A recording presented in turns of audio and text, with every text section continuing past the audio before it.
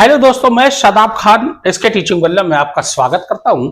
नमस्कार दोस्तों, आज मैं आपको सामने बताने जा रहा हूं एक हैरत अंगेज सच्ची कहानी जो आपके दिलों में एक जागृति पैदा करेगी और आपका रोंवा खड़ा हो जाएगा। बात मैं कर रहा हूं एक ऐसे शख्स की जो आज तक एफबीआई जिसका पता नहीं लगा पाई, अमेरिका की सबसे बड़ी agency federal bureau of investigation ने आज तक पता ही नहीं लगा पाया कि ये आदमी कहां से आया था, कहां चला गया। क्या ये इंसान था, क्या ये प्रेतात्मा थी? आइए इसके बारे में विचार से मैं चर्चा करता हूं। वीडियो अंत तक बने रहिएगा। बड़ी दिलचस्प, बड़ी रोचक जो है ये किस्सा है। बात कर रहा हूं 24 नवंबर 1971 की। एक 6 फीट 1 इंच का लंबा, गोरा, काले बाल, भूरी आंखों वाला एक आदमी आता है। कहां पर आता है? ये आता है पोर्टलैंड, ओरेगन का राज्य का एक शहर है पोर्टलैंड। वहां के एयरपोर्ट पर आता है और अपना नाम बताता है डॉन कूपर। और डॉन कूपर बताकर एक टिकट लेता है और बिजनेस क्लास का सूट पहने हुए, टाई लगाए हुए, सफेद कलर की शर्ट व्हाइट कलर की पहने हुए वो आता है और अपना नाम बताता है डॉन कूपर। और उसके बाद जो है वो टिकट लेके सीधे फ्लाइट के अंदर चढ़ जाता है। फ्लाइट जो होती है वो होती है north west Orient airline flight 305, जो पोर्टलैंड ओरेगन से सिएटल वॉशिंगटन जानी थी। पोर्टलैंड क्या है? ओरेगन राज्य का एक बहुत ही प्रमुख और सबसे बड़ा शहर है। और सिएटल क्या है? सिएटल वॉशिंगटन राज्य का बहुत ही प्रमुख और बहुत ही बिजनेस से जुड़ा शहर माना जाता है। उसके बाद क्या होता है कि ये फ्लाइट में चढ़ता है और उसके बाद जो है ये सोडा और बर्बोन यानी कि अल्कोहल मंगवाता है। पहले एक सिगरेट जलाता है, अपनी 707 सीट पर के गलियारे में खड़ा होकर एक सिगरेट जलाता है। और सिगरेट जलाने के बाद उसके बाद एक अटेंडेंट को, यानी एयर हॉस्टेस रहती है, एयर हॉस्टेस का नाम रहता है, वो 23 वर्षीय एयर हॉस्टेस रहती है और उसका नाम रहता है फ्लोरेंस शेफनर। फ्लोरेंस शेफनर को वो बुलाता है, बोलता है कि हमको एक बर्बन और सोडा चाहिए, अल्कोहल। तो उसकी अल्कोहल की जो मांग थी वो पूरी की जाती है। उसके बाद जब फ्लाइट जो है ठीक 3 बजे क्या करती है? टेक ऑफ करती है। और 3 बजे टेक ऑफ करने के बाद थोड़ी देर, क्योंकि ओरेगन यानी कि जो पोर्टलैंड ओरेगन से सिएटल वॉशिंगटन तक का रास्ता था वो सिर्फ मात्र 30 मिनट का था। और 30 मिनट बहुत कम होते हैं, उसके पास समय कम था, इसलिए वो अपने काम को तुरंत अंजाम देना चाहता था। इसलिए वो एयर हॉस्टेस को अपने पास बुलाता है। एयर हॉस्टेस का नाम मैं पहले बता चुका हूं, फ्लोरेंस शेफनर। और उससे कहता है कि उसको एक पर्ची थमाता है। अब पर्ची थमाने के बाद बोलता है कि ये पर्ची जो है इसको पढ़ो।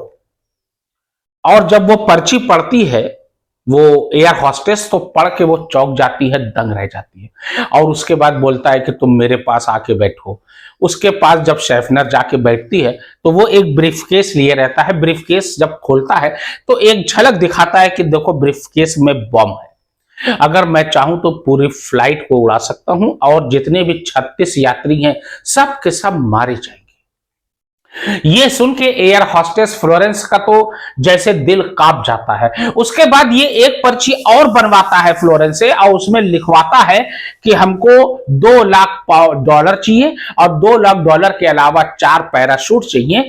और ये मांग जो है कहलवाने के लिए वो भेजता है पायलट के पास। पायलट के पास ये जाती है लड़खड़ाती हुए कदमों से, बहुत ही डरी हुई, सहमी हुई एयर हॉस्टेस। वो जाती है पायलट के पास, कॉकपिट का दरवाजा खुलता है। उस समय एक्चुअली में क्या था, पहले अमेरिका वगैरह में और तमाम देशों में एयरपोर्ट पर चेकिंग जो है बहुत हल्की होती थी, ना के बराबर होती थी। मतलब ऐसी चेकिंग होती थी कि इंसान आसानी से कुछ भी पास कर सकता था।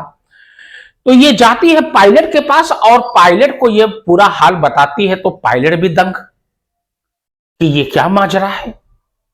पायलट तुरंत जो है एटीसी से कांटेक्ट करता है, एयर ट्रैफिक कंट्रोल। एटीसी क्या नाम रहता है? एटीसी, इसको कहते हैं एयर ट्रैफिक कंट्रोल। जो क्या करता है, ये एरोप्लेन को जो कंट्रोल करता है, पावर जिसके पास होता है कंट्रोलिंग, उसके पास ये फोन करता है पायलट और सारा हाल बताता है।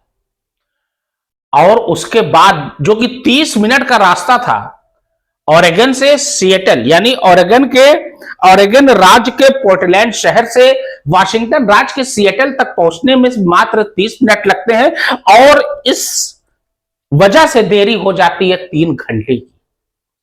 अब 3 घंटे यात्री नाराज, जब यात्री नाराजगी पूछते हैं कारण, तो बता दिया जाता है कि कुछ मैकेनिकल प्रॉब्लम आ गई थी जिस वजह से प्लेन को लैंड करने में देरी हुई। खैर, मामला वहां पर यात्रियों का समाप्त होता है। यात्रियों को 36 यात्रियों को उतारा जाता है और उसके बाद वही सिएटल में फ्यूल भरवाता है और उसके बाद 6 चालक दल के 6 सदस्य रहते हैं जिनमें से 2 सदस्य को वो उतार देता है। और पहले से ही वहां पर लोग बैठे थे इसका रुपया तैयार करके। जब एयर ट्रैफिक कंट्रोल को जब ये मैसेज जाता है और कि ऐसी ऐसी मांग है, $2 लाख मांगा जा रहा है प्लस 4 पैराशूट, तो उसके बाद एफबीआई तुरंत हरकत में आती है, फेडरल ब्यूरो ऑफ इन्वेस्टिगेशन। और फेडरल ब्यूरो ऑफ इन्वेस्टिगेशन, जो कि दुनिया की one of the best agency कहा जाता है, secret agency in the world, यानी कि दुनिया की सबसे बेहतरीन खुफिया एजेंसियों में इसका नाम आता है, FBI, federal bureau of investigation. क्या? FBI, federal bureau of investigation. Federal bureau investigation तुरंत जो है आनंद फानन में और तमाम बड़े बड़े अधिकारियों से राय मशवरा करके $2 लाख का इंतजाम किया जाता है, पैराशूट का इंतजाम किया जाता है। उसके बाद सिएटल एयरपोर्ट पे ये लोग विराजमान रहते हैं। जैसे ही सिएटल एयरपोर्ट पर फ्लाइट 305 पहुंचती है, उसके बाद उसको पैसा दिया जाता है और 4 पैराशूट दिया जाता है और 2 चालक दल के सदस्य को उतार दिया जाता है। अब बचते हैं 36 यात्री भी उतर गए और 2 ये भी उतर गए, बचे कितने? 4 चालक दल के सदस्य और ये। उसके बाद ये बोलता है कि सीधे मैक्सिको की ओर प्लेन को रवाना करो। उसका मैक्सिको जाने का इरादा नहीं था, वो मैक्सिको की ओर मुड़ने के लिए इसलिए कहता है क्योंकि उसका इरादा था पैराशूट से रास्ते में कूदने का। फिर वहां से फ्लाइट टेक ऑफ होती है मैक्सिको के लिए, लेकिन मैक्सिको के रास्ते में ही एक जगह थी, जंगल का पूरा इलाका था, क्योंकि वहां पर भाई जाहिर सी बात है 2 देशों के बीच में जंगल पहाड़ यही सब मिलेगा, तो जंगली रास्ता था। वहीं पर रात के 8 बजे के बाद वो अपने पैराशूट पहन के $2 लाख लेकर प्लेन से कूद जाता है।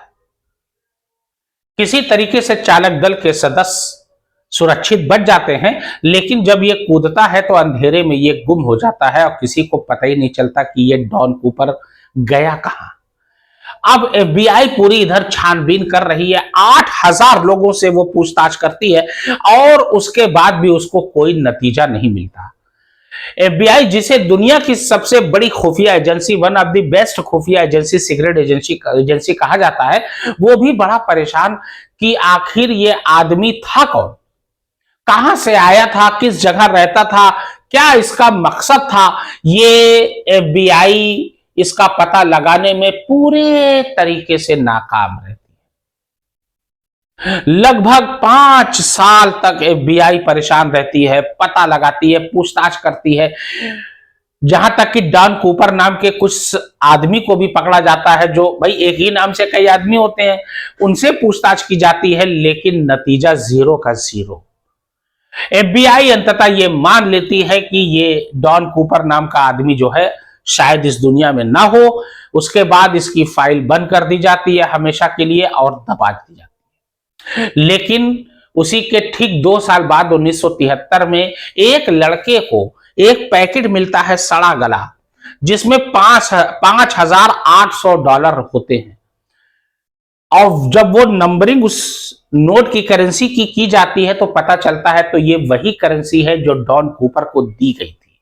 एफबीआई फिर हरकत में आती है, आनन फानन में कई लोगों से पूछताछ करती है, टॉर्चर किया जाता है लोगों को 3rd डिग्री का इस्तेमाल करती है एफबीआई, लेकिन उसके बावजूद कुछ भी सुराग पाने में असफल रहती है।